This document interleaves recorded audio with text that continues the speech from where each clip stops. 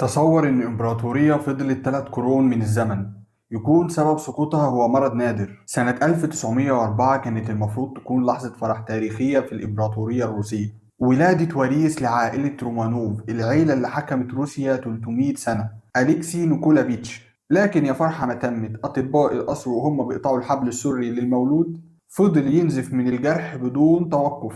لكن تقريبا الإمبراطور والإمبراطورة ما استغربوش، لأن الإمبراطورة هي حفيدة الملكة فيكتوريا، وده معناه حاجة واحدة بس، إن المولود مصاب بالهيموفيليا. وطبعا وقتها ما كانش معروف لا سبب ولا علاج للهيموفيليا، كان كل المعروف إنه مرض بيظهر في الذكور، وكمان بيسبب نزيف كبير لأسباب بسيطة، وقع أو اتخبط وممكن يؤدي للوفاة.